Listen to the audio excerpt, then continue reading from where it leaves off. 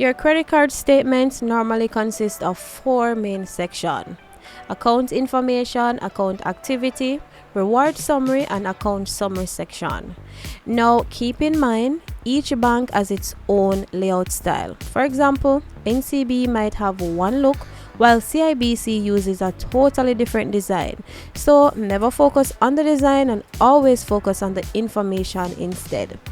So let's now get into it, starting with the account information section.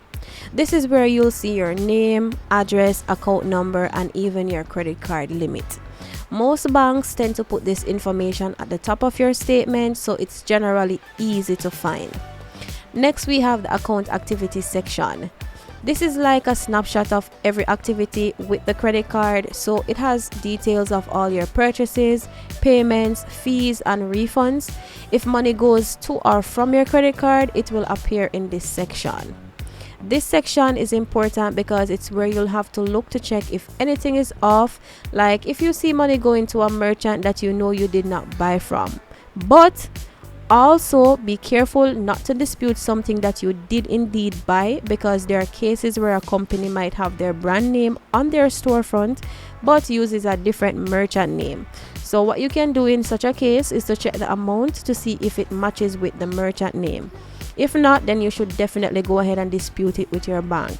Finally, there's the account summary section, which is also a really important section.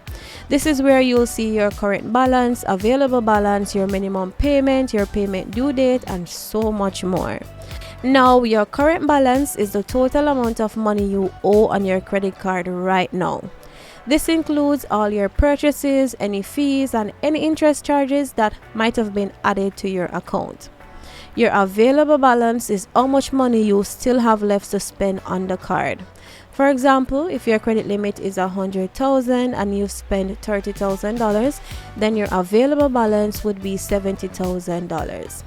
Your minimum payment is the smallest amount of money the bank will accept to keep your account in good standing.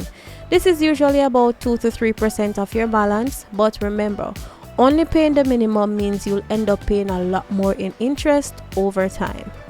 And your payment due date is the deadline for when you need to make at least that minimum payment. Miss that date and you'll get hit with late fees that could hurt your credit score.